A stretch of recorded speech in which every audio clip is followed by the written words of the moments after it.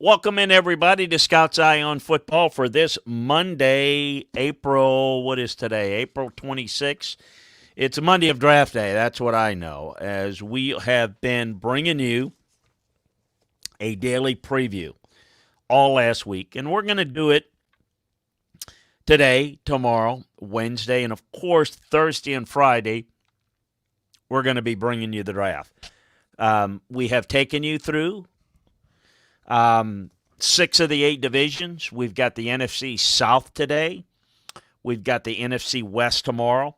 We're breaking down each of the divisions and taking a look at not just needs, but their off-season work, their overview of their roster, and taking it down that path. So we've got all of that for you. The latest, I want to remind you again, that if you're not familiar or you're just joining us, that's great. Or if you're listening to us on the podcast, you can catch us live on Twitch, twitch.tv/Chris Landry Football. We'll get you to the channel where you can watch us live. That's where you want to be. This show for the NFL Draft, we're going to be on a half an hour before the draft starts, so that's going to be 5:30 Central Time on Thursday, and then actually 6:30 Central Time on Thursday and 5:30 Central Time on Friday. I'm all confused on the time. You'll know when we'll come on a half an hour before the picks, and we'll give you the updates, give you the rundown, the latest before we get the Jacksonville Jaguars on the clock, and then we'll take you through that. I'm going to be doing it solo. Somebody may want to join us. We'll see, but I'm going to be kind of handling it solo since there's going to be a million things going on. So, look, there'll be times where I need to take a little bit of a break, but what I'm going to try to navigate you through and take you through is a look at what goes on behind the scenes, at least in my world, since it is a lot of texts, a lot of direct messages, a lot to get you a little bit of an idea of what's going on as these picks are being made. So it's a big week. It's an exciting week. All the work of an entire, in a lot of cases, a year, but multiple years for me on each draft, because I work on several different years simultaneously, and I'll mention that here in a second.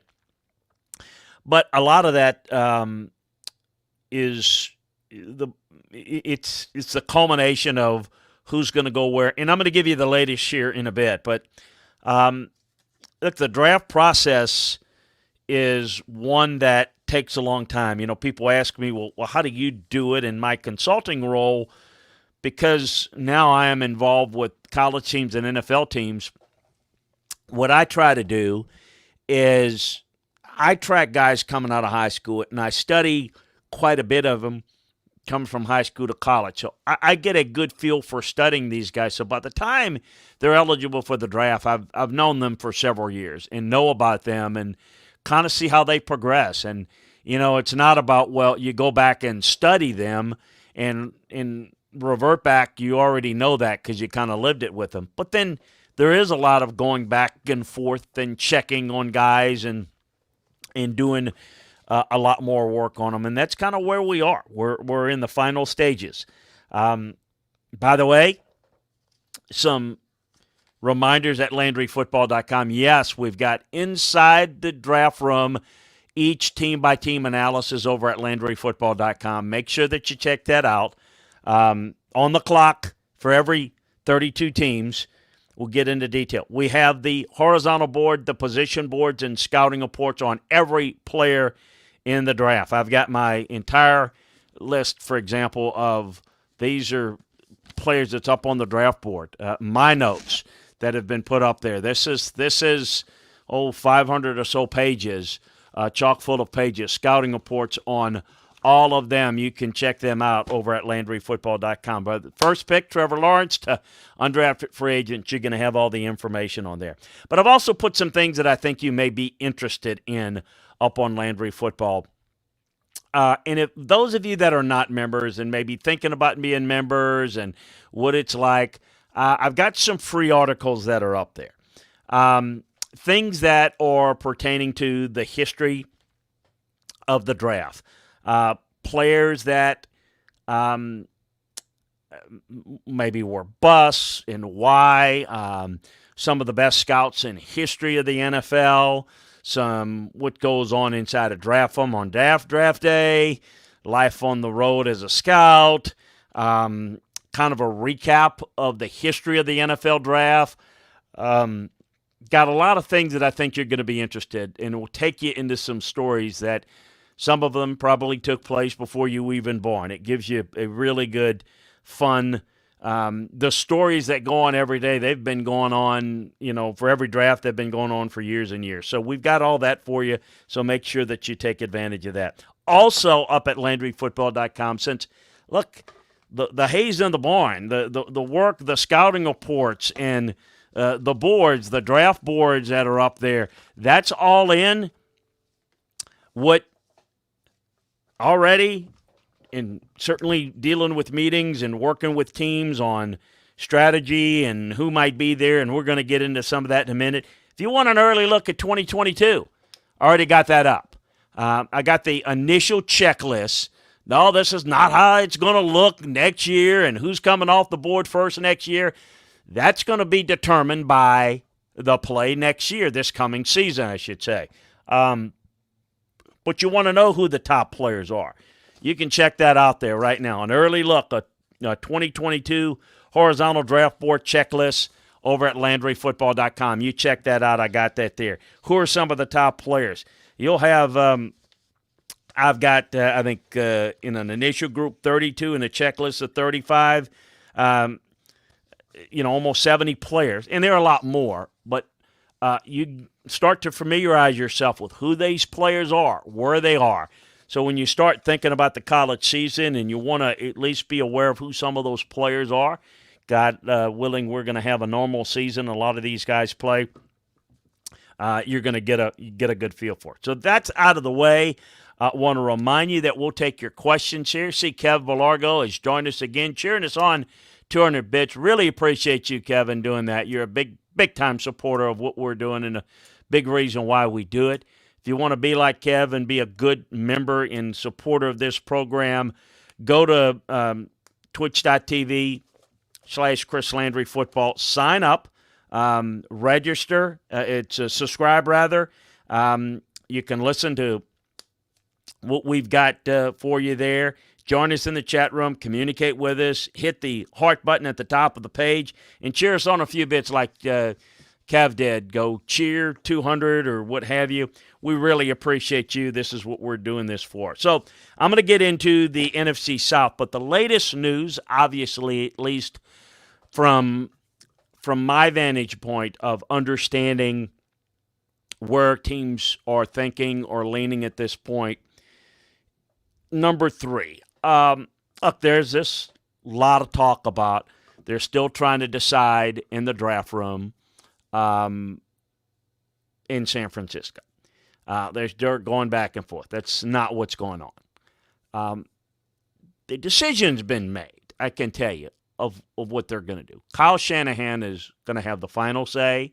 Remember, he was the one who really hired John Lynch and got John Lynch hired. Kyle has the final say on this roster. He certainly, as it relates to taking the quarterback, not only is he the head coach, but he's the quarterback guru, the play caller, and the quarterback coach. So he's going to have the final say on that. What I think people are reporting, and maybe what they are misleading, and I think this is just lack of understanding and experience how it goes, is Kyle is, I think there's an important part of building a consensus, building a feel of understanding of, look, this is what we're going to do, because it's kind of at that point where you may not overtly say, but you're getting down into the final. Everybody has their say-so. Everybody has, they hear things too. They kind of want to have their say in the draft room, and you want them to have their say. But then you want to explain to them why this is what I think, and this is why we're gonna go in this direction. And so I do believe that whatever Kyle has decided to do, I think he's trying to get everybody on the same page and understanding that this is what we're doing and why we're doing it. Let me give you an example, and I'm going to take you back a few years because this is a quarterback example that I had when I was involved in drafting Steve McNair. The truth is, the head coach and the quarterback coach and the offensive coordinator did not want Steve McNair. They were against the pick. They were against the player. They didn't want him. They wanted to do something different. They didn't believe that he could be a quality starter in the league. I have mentioned before that I never thought when I was involved in drafting Steve McNair and scouting him, I never thought he'd be a great player. But I thought he'd be a pretty good one. And I thought he'd be a good leader, and I thought he'd be a tough guy, and I thought he was the best option for us in that draft.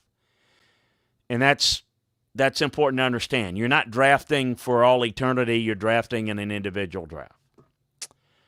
And so, certainly down the stretch, everybody has their say. You don't sit there and interrupt people and say, you can't. You let them have their say. And you want to listen to why they might see it differently than you do, and why, they might go in a different direction, and what are the other options.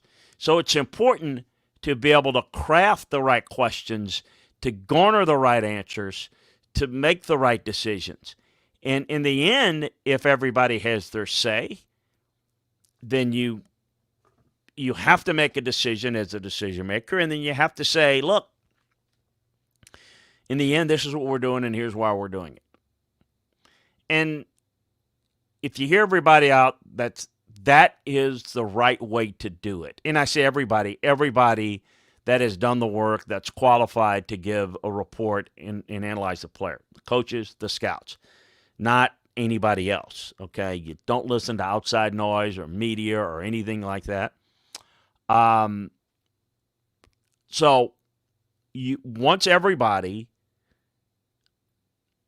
gets into that mode of being able to describe what it is that they want, what they think, then I think it's important to kind of not sell the room on the idea, but at least say this is what we're doing and why we're doing it. And at that point, I think it's important for people that have done a lot of work that truly believe in what they think, that they get heard. You may not agree with it, and you may not go with what their decision is, but this is what we're doing. And, to be quite honest with you, Jerry Rome ended up coaching Steve McNair for a couple of years. We ended up firing him mainly because he never believed in Steve McNair. And we ended up going to a Super Bowl with Steve, with a different coach, a different coordinator, and, those things happen. So what is that? Why am I mentioning that? Because that's what's going on in San Francisco. I think Kyle is explaining why they're going to go in one direction over another, or, explain these viewpoints, listening to different ideas, because that's important. And I don't think you'll ever hear him say, well, you're going to get this out. When did you decide? It's usually kind of vague. I mean, you pretty much know, but you don't tell anyone until a certain point. And then that once you make it known, then that's when it's quote-unquote official. But you might have known for a while that that's what you were going to do if you were making that call. So, look, the answer is San Francisco has decided what they want to do. But not everybody in the organization, which is normal. Not everybody in the organization thinks that's the right way. And it's the time where, again, you give everybody their say, and then you kind of need to get everybody around to where it doesn't make them feel like their voice is not being heard. So that's the latest. Get into a couple of questions here in a second, but I'm going to go right into it. So that puts Atlanta at number 4. And, hey, Woodshed King, appreciate you joining us. Thank you for cheering on 100. Kev Belarga said, are trade rumors regarding Julio Jones legit? I believe they are. I believe it is an option because he is 32, does have some injuries. I still think he is a valuable commodity for the Falcons, but I do think for the right price he could be had. What's that right price? I don't think you give a guy like that away. Here's what I would say, and I've got it in my notebook today over at Landry Football. Does it affect what Atlanta does at 7? Meaning, Calvin Ridley is very capable of stepping in as a number 1. I have no qualms about that. We're going to get into the breakdown of Atlanta here in a second. But I think Russell Gage is a good receiver. But make no mistake, that's a huge loss. Would that, if there plans on making a trade for Julio now this week, draft weekend, or post-draft, if they feel like that's truly something they're committed to doing, you would think at some point they might address that position or certainly a playmaker. Would they do it at 4? Don't know. Good question. You've heard me say it before. I don't think Atlanta is trading out of the pick. That's my guess. I'm not saying that they're not going to trade it. I'm not saying that they're against trading. I'm saying that I don't think there's going to be the value for them to make that trade. We'll see. Maybe they will be. But I think they stay there at 4. But my question is, if they're thinking along those lines, Kev, as you ask it, how serious are they? And would that make not the need, but make certainly the grade on Pitts and Chase are going to be commensurate with taking him there if they decide to move on from Julio? Or do they still take a great player in Penei Sewell, who they've got I think would really help that offensive line, and then maybe address receiver a little later, and Calvin's the number 1. I think all those are valid options. Is there a possibility that they shock everybody, go quarterback here? Are they in love with one of the quarterbacks?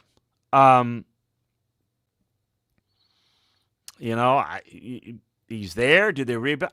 I don't sense that at all. I don't sense that at all from them, and I admit I'd be really, really surprised. Carolina is making a lot of noise or certainly putting it out there a lot that they're in the quarterback business. Now, one of two things. A Justin Fields slips, because I think San Francisco is not seriously considering Justin Fields. That's my sense. Carolina, if they like Justin Fields, do they take him, or are they putting that out there in large part to generate trade movement? I can tell you that New England is talking, as you would expect them to. This is normal protocol. But they definitely have an interest in working the phones to see who might be willing to move out of the top 10, which, again, don't overplay that. That is normal procedure that you would do that. New England's at 15. You need to make phone calls in the top 10, top 13, 14. You do. Who might be interested in moving back? We might be interested in moving up. They are doing that. I think they would be interested in a quarterback. So I think that it might be interested to see, A, who does not get picked 3rd, who slips, and meaning 2 quarterbacks, and then who comes up to get them, and is at Carolina the sweet spot at 8. Be real interesting to see how that plays out. The other thing I wanted to mention is there is a major issue, and I know this is not a real topic that's intriguing to you. It is really affecting me and a lot of people in the league. Is the medical information is not as solid as it has been in the past. It is still trickling in. It's still up to a lot of interpretation. There's going to be a lot that happens that's going to not surprise you, but shock you when we bring the draft to you Thursday, Friday, and Saturday. there's an awful lot. There's going to be an awful lot. There's just anybody that they're just got questions about that they haven't been able to verify or they don't have a comfort level with medically. If they're matched up with another player who they feel a little cleaner about, meaning they don't have as many questions, they're clearly going to do that. I mean, it is the biggest question mark injury-wise with medical information than I can ever remember. And I was trying to think about it. I can't really remember it being this unsettled. And well, I've lived through the entire combine era. So, my first draft was a part-time scout for Blesto Scouting Combine in 1982. I don't know that it's been this chaotic. Since we've organized it through the combine, it's never been this chaotic because, again, remember last year, all the medical information was in through the combine before COVID hit. It's been a big issue. The other thing that I would say to look out for is I think there are a couple of running backs that are in play for the Buffalo Bills. I think, and we talked about it when I went over AFC East, that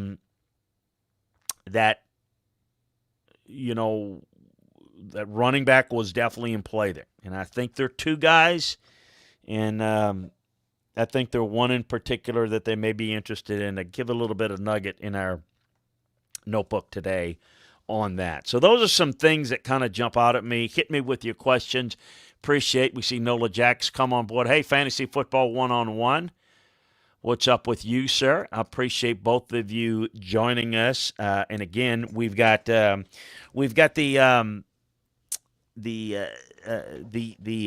NFC South today. Nola Jack, I believe my man is a Saints fan. I believe Nola Jack is. So you should be excited about today. Let's get Nola Jack's got a. So Kev Bilargo, think you got the question answered about the Julio Jones there. Do you see any comparison between Jamar Chase and DK Metcalf? Also Najee Harris and XRM running back Steven Jackson.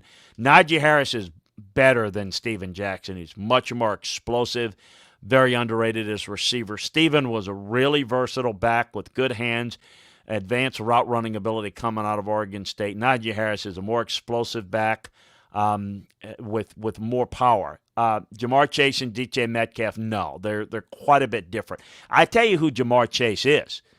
Jamar Chase is a lot like, in my view, he's a lot like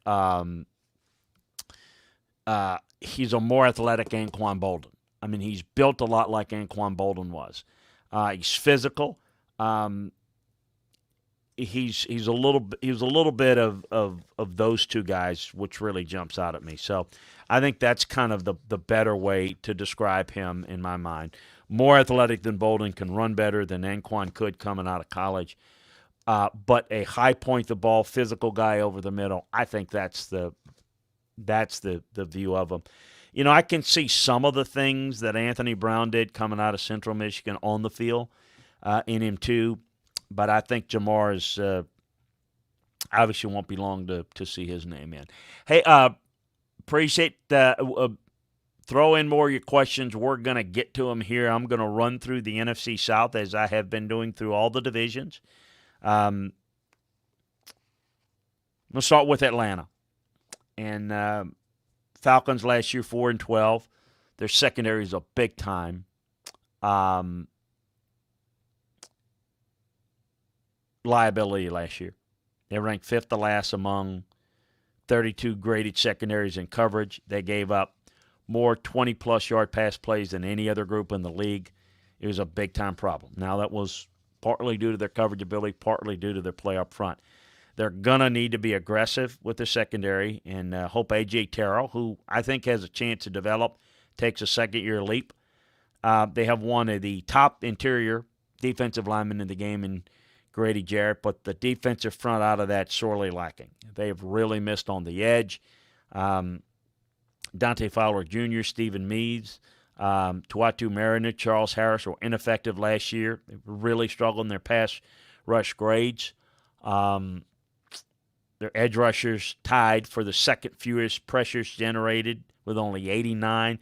Keep in mind, a guy like Shaq Barrett for the Bucs generates 76 pressures on his own. The entire team in the regular season, not even in the playoffs, just in the regular season. And the Falcons as a whole team of 89. They've got picks 4, as you know, 35, 68, 109, 149, 180, 183, 184, 188, 220. Let's look at their needs, and then we're going to get into some ideas. Defensive end, got to fix their needs up front.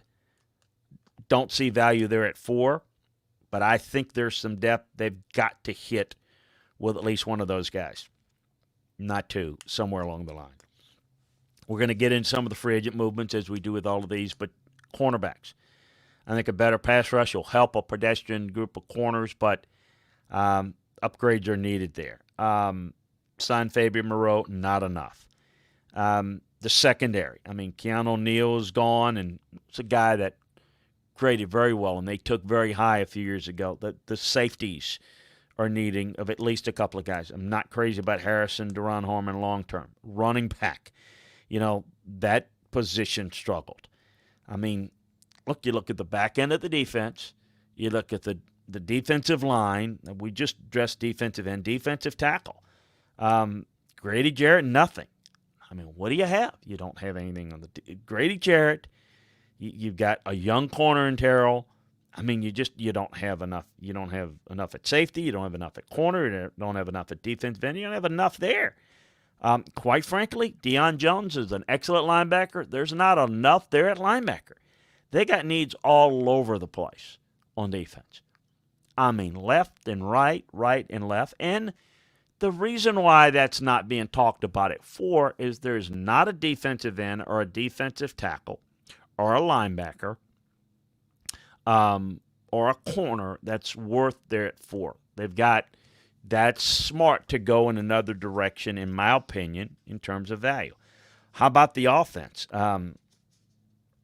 James Carpenter was a weak link on the offensive line, guard. Talked about Alex Mack, and his age and how he's played. Matt Ryan is one of the real few strengths on this team. They're not good at running back. They're not good enough on the offensive line. They re-signed their kicker. They've got a bad punter situation. This team's not very good. Alex Mack was a good player for him. Got to get younger. He's gone on to San Francisco. He's one of the more underrated players, but quite frankly, they've got a lot of needs there. So, Cordell Patterson is a good kick returner.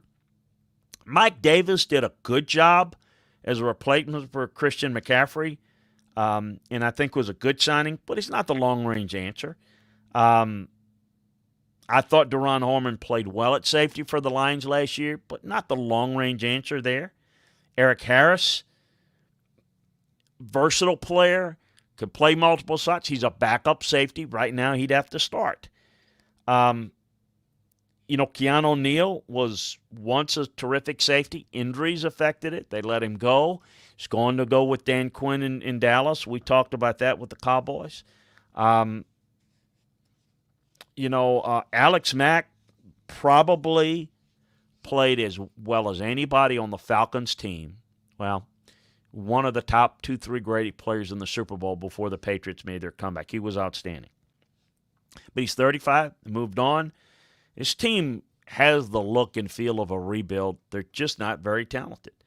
You look at, KZ.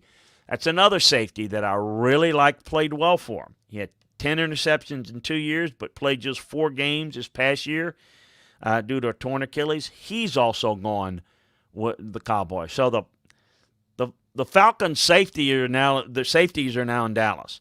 Ricardo Allen was a capable safety, could play corner, but he was injury prone. So they let him go. He's in Cincinnati. Todd Gurley didn't work on offense. I mean, you really look at it. Quarterback is one of the few strengths of the team. Receiver is a strength. You look at it, and if you look at the tackle spot, they've addressed the offensive line in that Jake Matthews is a really good player. McCary can be a good player. Penei Sewell's upgrade for all of them, over all of them. Lindstrom's a really good player. Hennessy's not good enough at center. They can upgrade the left guard spot. Jake Matthews could play a right tackle. He could be a guard. I mean, McCary may be a swing tackle, and Matthews could be the right tackle. I mean, you could make the case that Penei Sewell, absolute need, absolute value. If you take away Julio Jones, there's something that you have to look at there, and you say, well, to me, the need factor is not going to be a factor where they go because they have needs just about everywhere. Now, what would they do there? You've talked about Penei Sewell. Carpenter wasn't really good. They're transitioning from Alex Mack. Third-round center, Matt Hennessy, I don't think is good enough. And remember, this is an offensive line under Arthur Smith, this offense under Arthur Smith, that it really runs a lot of play action. And in play action, your offensive line, the talent is really needed. You've really got to be able to sell that, and you've got to be able to work well up front. So I think Sewell makes a whole lot of sense there. If they don't do that, then at 35, a Leatherwood or Dickerson or Davis makes sense. At 68 in the third round, Miners or Trey Smith or Trey Hill makes some sense. Safety position we just talked about with Neal and Allen off to Dallas Neal and Casey off to Dallas, Allen to Cincinnati. You got Jalen Hawkins and Eric Harris as the starters. It's the worst safety duo you can ask for in the league probably right now. Now, that defense is very flexible, so I think at least one safety needs to be targeted. Obviously not one at 4, but at 35 is Trevon Moehrig still available. Richie Grant at 38, or Andre Sisco, or Hamza Nasruddin. That's what we're looking at in terms of safety for them. Edge rusher, we just talked about it as well. They were 23rd in adjusted sack rate. Dante Fowler needs to rebound and have a really good season. Even if he does, the second edge rusher is needed. We know the mistakes there that have come about with Tack McKinley and Vic Beasley. At 35, does one of those edge rushers, Osasi, Owy, Ojulari, slip? Make some value sense there. Patrick Jones, Ronnie Perkins, Rashad Weaver at 68 also makes some sense. Linebacker there. We just talked about Deion Jones. Above average linebackers, got plenty of speed, but need a body in the middle of the field. Probably a little too high of Micah Parsons, not completely out of the question, but certainly a really good player there. I think Micah's a really good player. Zaven Collins, Jamin Davis, and Nick Bolton at 35. Jabril Cox, or Dylan Moses, or Chad Surratt at 68. In short, this Atlanta team is not very good. They're not very talented. And a lot of the talk is about there as well. Let's get among the fan base, the quarterback. The quarterback's the one real strength that you have. Now, you can make the case that by the time you build this team around it, maybe Matt in 2-3 years not going to be that good. But got to shore up the offensive line. Got to fix the running game. You've got to get improvement at both the edge rush and defensive tackle, at safety, at corner, at a linebacker. I mean, you're not fixing this all in 1 year. This is not a good roster. It's got a long way to go. And so it'll be interesting to see how Terry Fontenot handles this and approaches this. It would make some sense. Yet, I will say this. If you like the quarterback that's available at 4, do you really start to rebuild? And at that point, then you're having to look at, what do we want to do? How do we want to go about it? I think there's always we got to remake the roster, but we'll do it in a way in which we think we can be competitive right away. I don't know. I think this team has a long way to go. Before I get to Carolina, I'm going to answer a couple of questions. Fantasy 101 says Mac Jones and Justin are fits for Shanny. Mac would get the adult version, if you will. Justin would get the young adult version. Play from the pocket. Kirk can play from the RPO. Yeah, I don't see I don't see Kyle seeing that Justin Fields is the fit for his offense. I don't think he sees him that way. Carolina offense was extremely limited with Teddy Bridgewater. 27th in overall passing grade, second to last in uncatchable pass rate on 10 yards downfield. Basically, there's limitations on how to be able to attack all areas of the field with Teddy Bridgewater, which we understood going in. They were rumored to be in the quarterback business.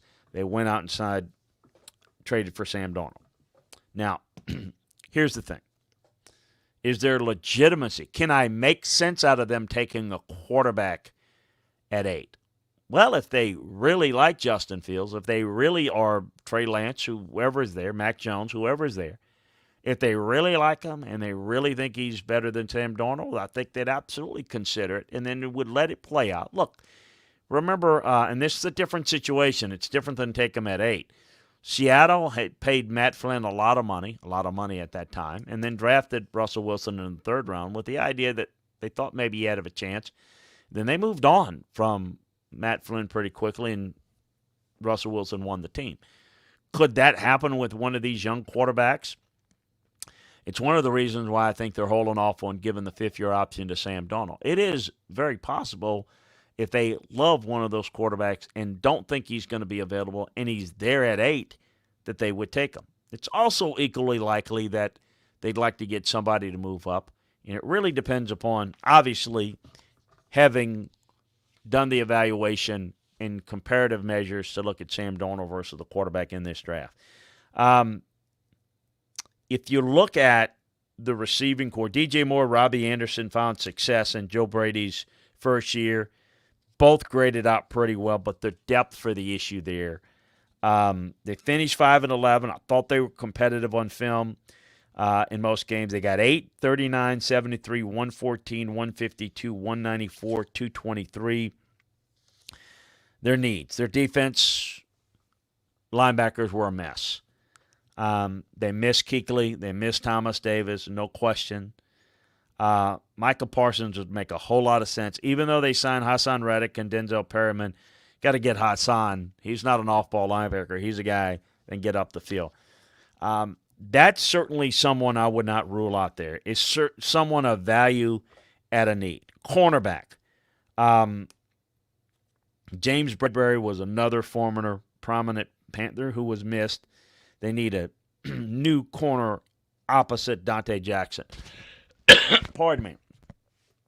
I think offensive tackle is a problem. It's a need. Greg Litter and Taylor Moton are not good enough. I thought Russell Okung and Moton were solid last year. Okung missed a lot of action, and he has consistently now for a few years. Moton, like Okung, Moton is a really good player that I think they have a little higher grade on than I do. They signed Cameron Fleming. I thought signing, at least keeping Moton and putting the tag on him made sense because it gives them another year to evaluate on him. But a young tackle is a primary need. So I think that puts in, and we'll get into this a little bit more, if any way Sewell's available, that makes so much sense. Slater even makes sense here. They signed Pat Elflein and re-signed John Miller, but they need to bolster the interior of the offensive line here. They signed Dan Arnold, but with they need to find another playmaker and one at the tight end position. But I think they'll look at that down the road. Edge rushing depth. Brian Burns and Yatir Gross-Matos are promising, but they need depth there. They signed Morgan Fox, but there's better depth needed behind their two primary defensive tackles in Derek Brown and K'Wan Short.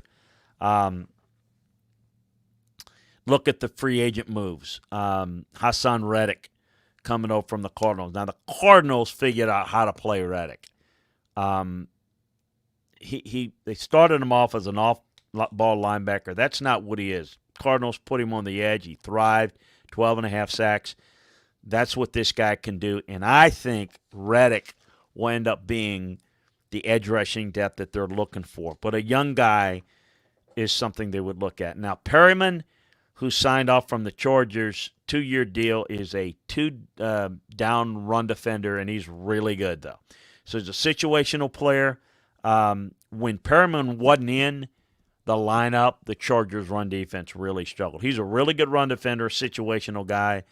Dan Arnold was signed from the Cardinals as well. Came out of nowhere, had a really good year, caught 31 balls, and was very effective for them. And if you look at Joe Brady's offense, how he spreads you out, there's usually a tight end, even if you don't have to be a guy that gets open. You just have to run your route. He will design things for you to get open.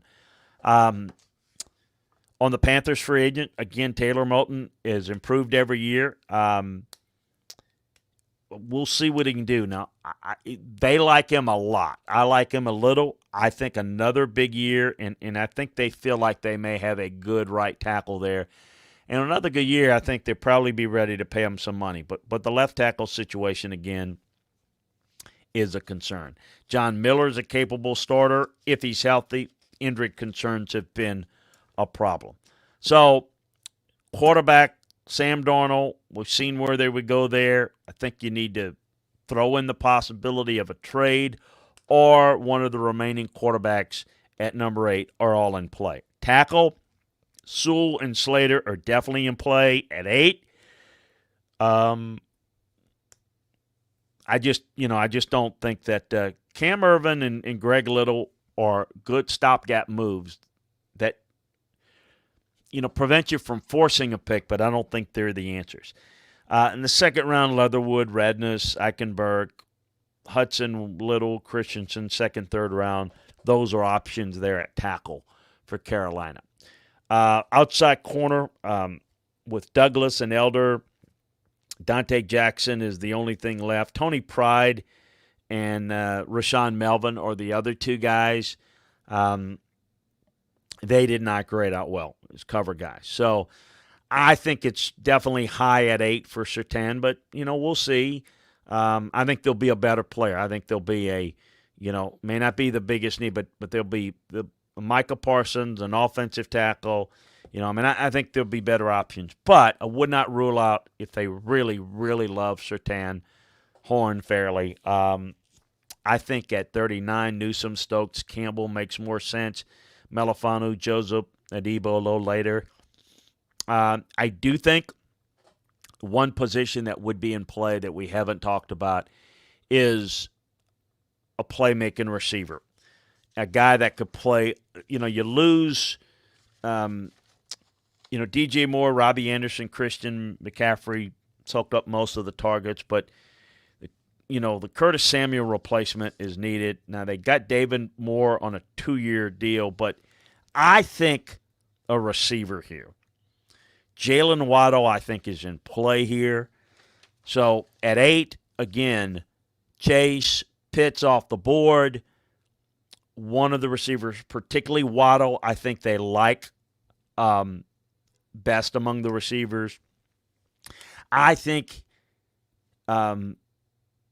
assuming Sewell's off the board, I think the best player on the board for them at 8 is likely going to be, unless they want to go quarterback, I think the best non-quarterback on their board is probably Jalen Waddle.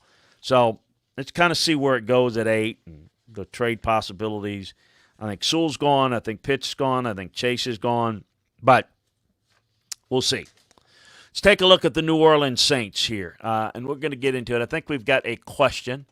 Thoughts, excited about the draft show Thursday with Chet King. Yeah, look, I'm going to address right now, right here, everything about the Saints. So D-line is one of many needs. Saints obviously had to make a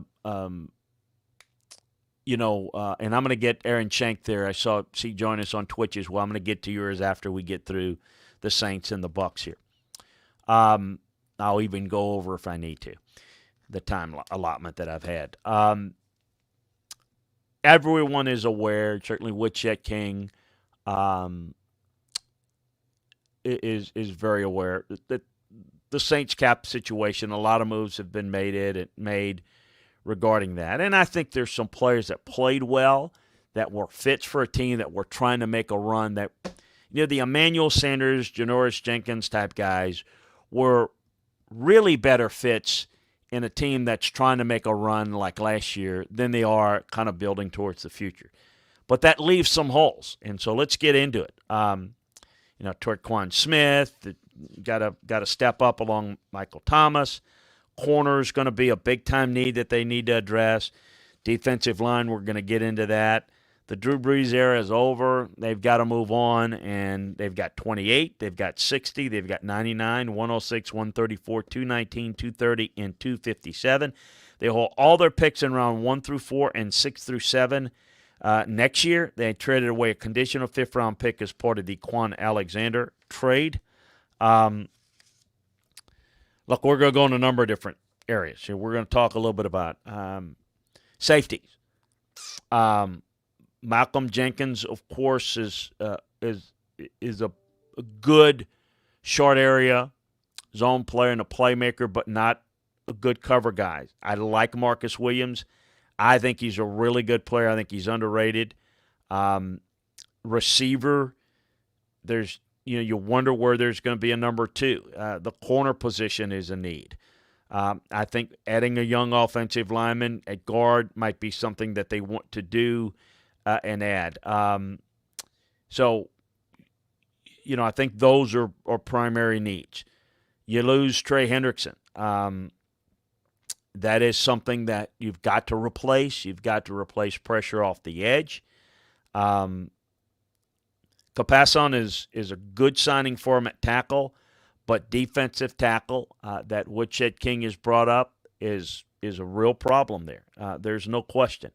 Anamata's really good. Roach is not a starter.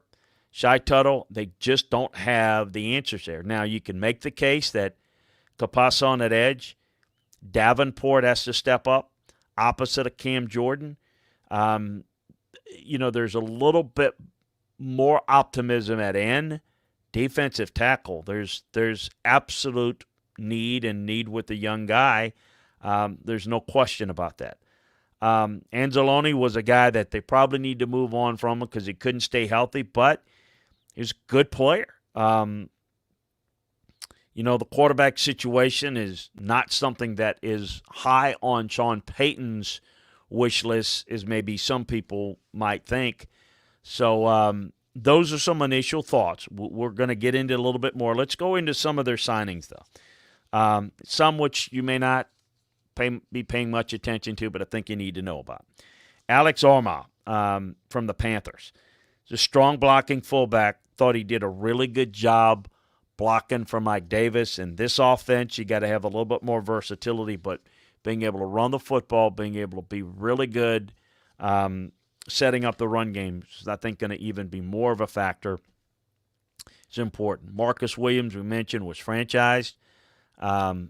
People know him for the famous, Minneapolis Miracle. This guy's developed into a really good safety, and he's just 24 years old. We mentioned Hendrickson. No, he wasn't an every down player. He was going to cost too much. That was a understanding that he was going to move on. But it's a loss. Sheldon Rankins, which creates a weakness at defensive tackle. Now, I think the Achilles injury hurt him a little bit. I expect him to rebound. Nice deal for him. 2 years, $17 million with the Jets. Makes some sense. We mentioned the signing of the tight end because they lost Michael Burton. So Michael was an effective run blocker, and that's obviously what they're bringing in Armah for. Janoris Jenkins. I thought he did a good job, but he's 33 and something they need to go in a different direction. and they did. Jameis Winston, you know that situation pretty well. We'll see if he's able to take a step, and what the true answer is at quarterback with he and Hill. Jarrod Cook signed with the Chargers. Jarrett was what Jarrett has been at times a quality tight end that's got playmaking ability, but just woefully inconsistent, mistake prone. Quan Alexander's a talented guy if he could stay healthy. Emmanuel Sanders signed with the Bills.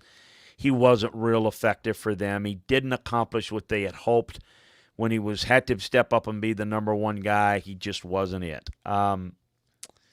So let's kind of look at in terms of the draft now. And we kind of looked at where they are and what they need. Let's start with corner. And at 28, they're picking late enough to where they're not in great position, great maneuverability. I also don't know that they're in a position to impart the type of strategy that they've used in the past, meaning go up. We don't need a lot of guys. We need a certain guy that can come in. I think they really need to get maximum value for player quality, but I think they need numbers too. They play a lot of cover two. The corners are important. I think it allows them more flexibility to do other things in coverage if they get better cover guys on the outside, but physical guys are important. I think we saw what they did with, the real key is got to get somebody that can play opposite Lattimore, and I don't know that at 28, maybe Greg Newsome is there, Eric Stokes is there. I expect Farley to be gone. I expect the other options to be gone. Tyson Campbell, Asante Samuel, Melifanu at 60, Adebo, Wade, Rodarius Williams. Those are the type of guys in the third area. We'll jump to defensive tackle. And it's nose tackle because they'll play an odd front mostly. They traded Malcolm Brown mainly for salary reasons. They've got some three technique options, okay, that can play, but none can stuff the run the way Brown did. So what might they do? It's not a deep year for defensive tackle. You got to be careful here. Depending on how things shake out at 28, there could be value there.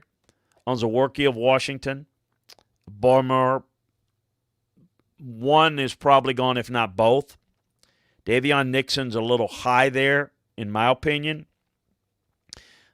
Would make more sense at 60, and I don't know if he'll be there.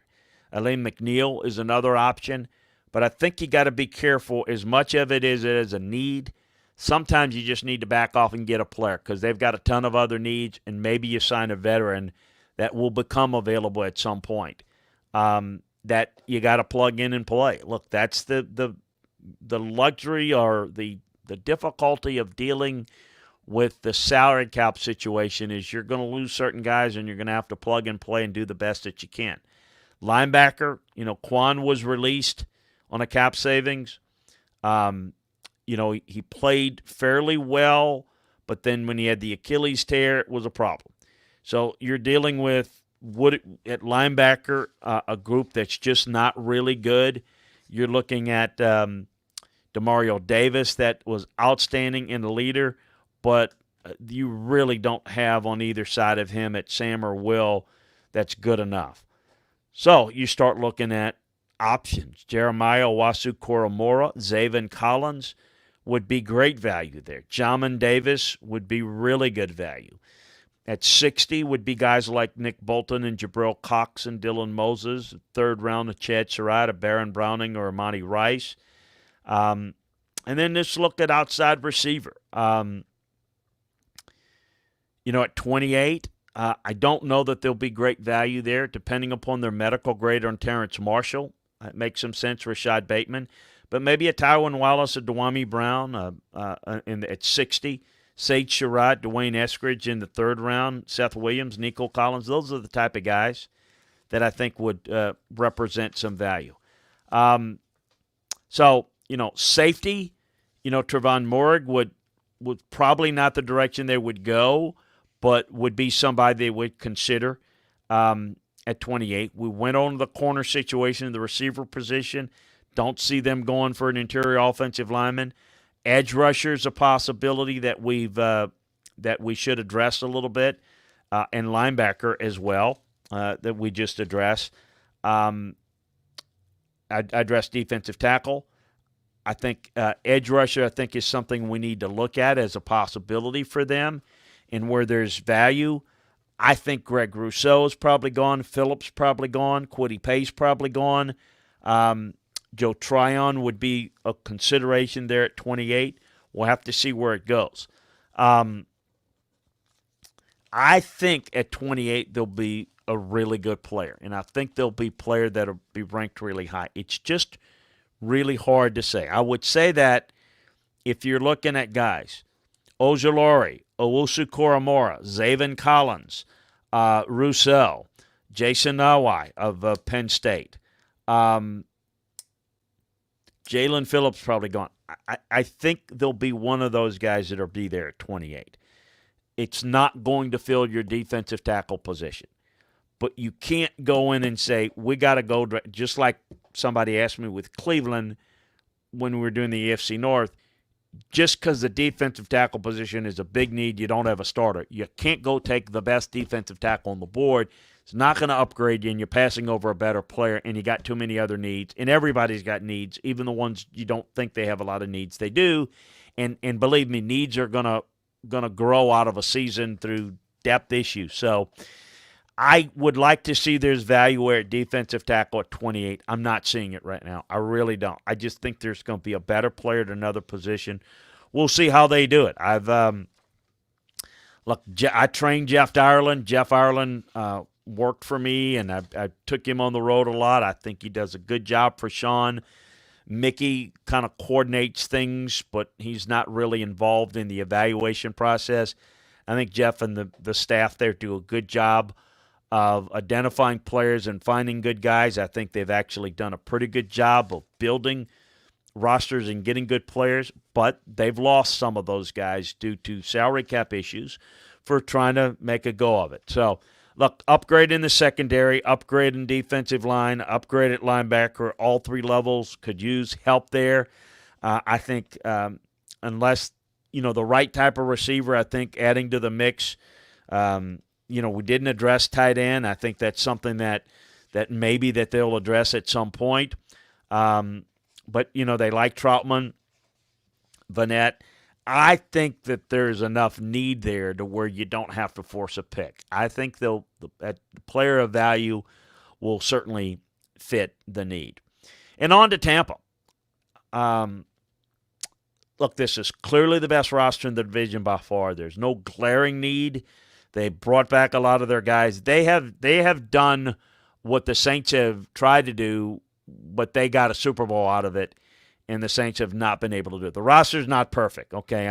But they're set to where they can go and take the best player and get somebody that can help them, and they're trying to see if they can't get another title here. They've got 32nd pick, obviously, 64, 96, 138, 177, 218, 253, and 261. They got all their picks in round 1 through 5 and the 7th in 2022. So, let's look at the team. Where are they weak, so to speak, air quotes?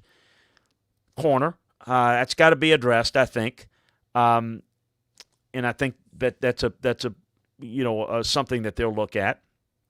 They re-signed Ndamukong Suh, but they need a new young starter at defensive tackle. Speaking of needs, they can take a Barmore. They can take the kid from Washington. They could take that at 32. Certainly re-sign Shaq Barrett. But Jason Pierre-Paul's turned 32. Another edge rusher.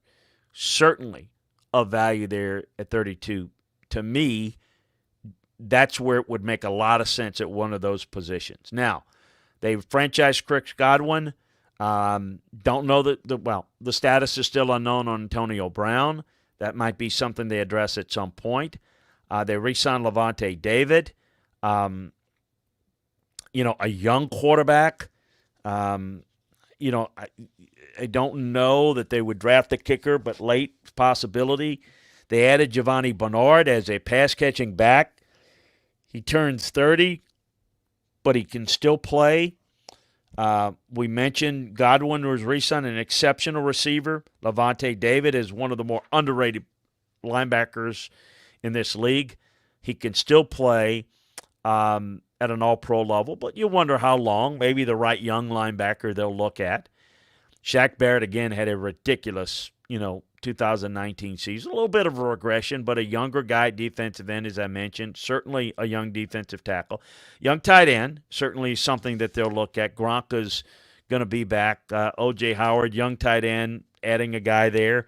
We mentioned that. So this, I would say, without a glaring need, there'll be a good edge rusher there at 32. And I think they'll be pretty good value. They may reach a little bit if they like a Barmore or Onzaworki at defensive tackle. I mean, I think they're in a little bit of a position. But a Joe Tryon, certainly a Kwity Paye, I think will be gone. A Russo and Phillips. Joe Tryon maybe's there. So you look at the best value between edge rusher, defensive tackle. The other spot that I think would make some sense, I think Jordan Whitehead's been a fringe starter. Antoine Winfield's outstanding. But I would say that if a Trevon Moehrig was there, he'd represent good value. I think that Alex Kappa is a decent starter at guard. I think they can upgrade that. So, look, I think this is a young quarterback. Would they take a quarterback that high? Probably not, because there'll be a better player that might be able to help them situationally. So you could get a guard that could help them as a back. You can get an extra edge rusher that can play in a reserve role. Same with defensive tackle. Same with safety. I think they're in great position to get the best player at a position to provide some depth and maybe going forward to make some decisions on the roster. But this is a roster that's pretty much set for this year, and it's the best one, certainly in this division. So that's a look at the NFC South. A couple of more questions. Aaron says, hey, Chris, I just heard the new Jets staff will try to play C.J. Mosley. Is that a big transition to go from 3-4 to 4-3? Yeah, it can be, but in that scheme, Aaron, I think C.J. is going to be just fine. I think he's very instinctive. I think he can be very effective for them. I think they'll do a good job playing in front of him. They'll certainly get upfield and allow him to make plays. So I don't think it's as big of a transition. The big thing in 3-4 and 4-3 is not the alignment, is the gap responsibility. If you're a 4-3 front and you're a one-gap scheme, if you're a 3-4 front and you're a two-gap scheme, then it's a little bit more of an adjustment if you're going to a one-gap scheme or vice versa. In this situation, the gap responsibilities are not drastically changed. So I think CJ is going to be fine. I think they've got a really good plan on the defensive side. So we'll see. Hey, tomorrow we're going to get into the NFC West, break down the last one, and then obviously we'll come into some ideas. I'm going to leave it up to you guys on some ideas of where you want me to go on Wednesday. I've got some ideas, certainly can talk. I wanted to leave a day to go through a lot of things. It'll be a long show or a short show depending on how you guys want it. But we're going to be able to go through a lot of things and maybe a lot of scenarios on Wednesday, day prior to the draft. A reminder, Thursday we won't do a show in this time slot because we'll be getting ready to get on the air anyway. We'll be getting on the air at 6:30 Central Time on Thursday to get started for the draft, take you through the entire draft. We're going to get on the air 5:30 on Friday, which is a half an hour before the picks on Friday. Yeah, look, I'm going to tell you this. There's, rightly so, a lot of excitement for the first round and all that. Folks, I'm going to tell you, this draft, the real key to this draft, and the real strength of this draft is picks 35 through 75. That's where it's going to be, my friend. So when we're with you on Friday and Saturday, you're really going to get a feel. I think that's where the value is. You're going to really start to see where players are, and it's going to be all over the place. When I tell you that somebody that's 16 on somebody's board is 62 on somebody else's board, I'm not bleeping you. I'm telling you because I've seen it, and I've dealing with the teams. That's how they see it. And that's what I'm trying to get to you, that there's going to be across the board there. And I'm not going to be here to try to take up for the teams and say, boy, every pick's a great pick. No, whether it's a great pick or not, we'll determine over time. What's important is how good the player's going to be over time. You've heard me talk about how you develop it. All those things are important. Look, I think that, the storyline early is obviously San Francisco and what are they doing. And I was on San Francisco radio this morning. All right, this morning over there, I guess it was early afternoon where I am. And look, they're the options that San Francisco's deciding there at their quarterback. And again, they've decided it. But since the decision is not known outside of that room and by maybe a couple of people, the two different guys that they're considering are two different. They're both different. So that decision is going to be made on the philosophy of what they're doing going forward as much as anything, because that'll take you to who they're taking. And I think the pick itself it's a chicken-egg thing. The pick will determine where they're going, and where they're going will determine who they pick. They're just not going to let that out yet. We're going to have that and probably be able to tell you before it's announced. But look, I think that they have their plan, and as I said at the beginning of this show, if you wasn't there on kind of the wrap-up of the news of the day, one, Kyle Shanahan's going to make that decision, and John Lynch is going to fully support it because it's a quarterback decision. It's the head coach who's quarterback coach. And remember that Kyle really was the one that brought in John Lynch. And so John and Adam Peters underneath him are there to kind of really service Kyle Shanahan. And when it comes to quarterback, Kyle's going to make that decision. Now, there's some thoughts within that building that may be a little bit different than maybe what Kyle may think. And what's going on now is not arguments on what they're going to do. It's more of trying to make sure that everybody is on the same page of understanding what we're doing and why. We've heard all of you out, and this is what we're doing. And I use the analogy for those of you that are joining us late, the early part of the show when I was involved in drafting Steve McNair. We had a offense coordinator and quarterback coach and head coach that did not want that pick. And I respected that and I understood it, but we listened and kind of explain why we were going to take that pick anyway. And so a lot of that at the very end is not, well, look, their personalities, their discussions, and yeah, there's some arguments. In the end, you got to make a decision, and I think it's important to let everybody have their say and not, well, because if you're not going to have everybody have their say and you say, how the hell would you think? Well, I say that a lot about people who are on the outside of the building that don't know, but the people that you employ and pay, if you're not going to hear them out, then why the hell you got them there? And if they see something different, then bring it on and let's discuss it. But in the end, you've got to make that decision, and not every pick going into that pick, you're all in agreement. It's not always. But when you make that pick, there is an agreement that, look, this is what we're doing going forward. It's kind of like not everybody may agree with a certain game plan factor or a certain play call or a decision, but you better be on the same page coming out, and that's kind of what it is. So we went into that. We went into the Julio Jones potential trade discussions. And yes, that is a possibility, but it depends upon what they get in return.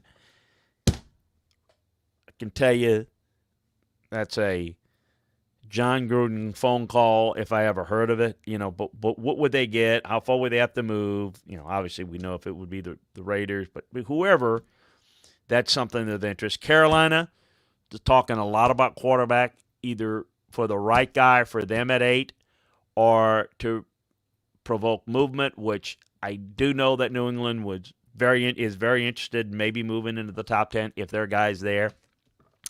The medicals are an issue. Look, everybody right now, what's going on? Everybody's spending this time, as I said last week, as a GM, as a personnel director, you're on the phone trying to look at options. Try to make phone calls to find out, all right, are you guys really comfortable at, whatever, whatever position. Are you comfortable? Are you guys comfortable with where you are?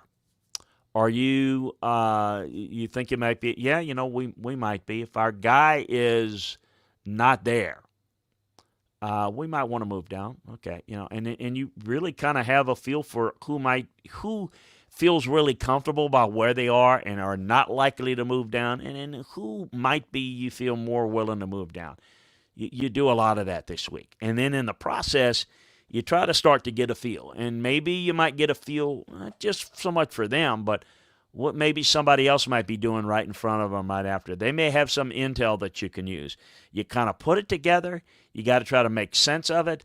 Then when you do, you kind of have a pretty good feel for where you are, where you might need to go, what you might need to do. So that's what we're all about. Hey, again, reminder, check out LandryFootball.com for all the latest draft board information, horizontal board, position boards, inside the draft room information on each of the teams, kind of a draft analysis. Already, look at an early look at 2022 draft.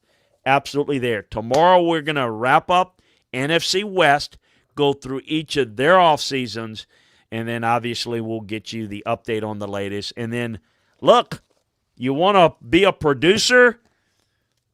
Those of you that are listening, think about what you'd like to do. I have some ideas on Wednesday, but I'd like to hear what you guys want to talk about on Wednesday. Obviously, it's going to be draft-related, but specifically where you want to go, what you'd like to hear talked about, because that'll be the day we can float a little bit. We can talk about certain players. If you want, I can read some of my scouting notes on certain players. We can go in through scenario. So we've got all of that for you. So it's going to be a lot of fun the rest of this week. We've been touting it, talking about it. Let's get through tomorrow. Let's get through the NFC West.